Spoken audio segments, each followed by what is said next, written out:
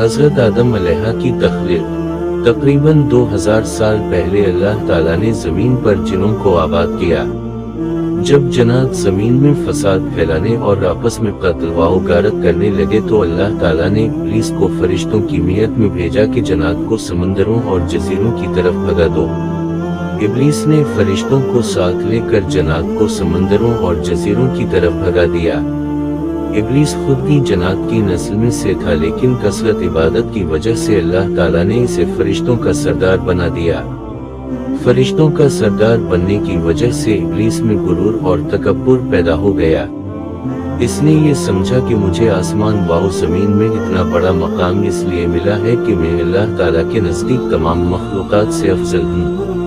اللہ تعالیٰ کو اس کا غرور اور تکبر پسند نہیں آیا، اور اسی وقت اللہ تعالیٰ نے فرشتوں کے سامنے ایک ایسی مخلوق کو پیدا کرنے کا اظہار فرمایا جو زمین میں اللہ تعالیٰ کی نیابت قائم مقامی کرے۔ فرمان الہی ہے، اے پیغمبر، وہ وقت یاد کیجئے جب آپ کے رب نے فرشتوں سے کہا کہ میں زمین میں اپنا کوئی خلیفہ نائب بنانے والا ہوں۔ فرشتے زمین میں جنات کا فساد اور خون ریزی دیکھ چکے تھے۔ انہوں نے حکمت معلوم کرنے کے لیے کہا، اے اللہ، کیا آپ زمین میں ایسی مخلوق کو اپنا نائب بنانا چاہتے ہیں جو زمین میں فساد پھیلائے اور خون ریزی کرے، جبکہ ہم آپ کی حمد کے ساتھ تسبیح اور پاکیزگی بیان کرتے ہیں؟ اللہ نے فرمایا، جو حکمت میں جانتا ہوں وہ تم نہیں جانتے۔ پھر اللہ تعالیٰ نے اپنی چاہت کو عملی جامہ پہناتے ہوئے حضرت آدم علیہ کا بدلہ اپنے ہاتھوں سے تیار کیا۔ فرمان الہی ہے، اللہ نے فرمایا، اے ابلیس، جسے آدم علیہ کو میں نے اپنے ہاتھوں سے پیدا کیا ہے اسے سجدہ کرنے سے تجھے کس چیز نے روکا؟ احادیث رسول اکرم صلی اللہ علیہ وسلم۔ قیامت کے دن اہل ایمان جمع ہو کر حضرت آدم علیہ کے پاس آئیں گے اور عرض کریں گے، آپ تمام انسانوں کے باپ ہیں۔ اللہ تعالیٰ نے آپ کو اپنے ہاتھوں سے پیدا فرمایا، فرشتوں سے آپ کو سجدہ کروایا اور آپ کو چیزوں کے نام سکھایا۔ آپ اپنے رب کے سامنے ہماری سفارش کیجئے تاکہ ہمیں اس مصیبت میدان محشر کی حالت سے نجات مل جائے۔ آپ علیہم فرمائیں، آج اللہ تعالیٰ بہت غصہ میں ہیں، آج تک کبھی اتنے غصے میں نہیں آئے تھے اور نہ بعد میں آئیں گے۔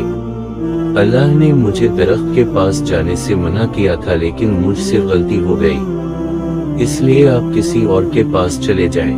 سب سے افضل دن جمعہ کا ہے، اسی دن حضرت آدم علیہ کو پیدا کیا گیا، اسی دن انہیں جنت میں داخل کیا گیا، اسی دن جنت سے نکالا گیا اور اسی دن قیامت قیام ہوگی۔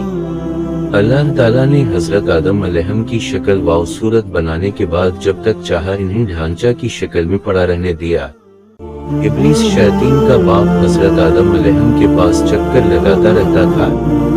جب اس نے دیکھا کہ یہ جسم اندر سے کھوکھلا ہے تو اس نے اندازہ کر لیا کہ یہ ایسی مخلوق ہے جو اپنے نفس پر قابو نہیں رکھ سکے گی۔ اللہ تعالیٰ نے حضرت آدم علیہ کو پورے زمین سے جمع کی گئی مٹی سے پیدا فرمایا۔ اسی وجہ سے حضرت آدم علیہ کی اولاد بھی مختلف رنگوں کی مٹی کے مطابق پیدا ہوتی ہے۔ ان میں سفید، سرخ، سیاہ اور درمیانی رنگوں کے بھی ہیں۔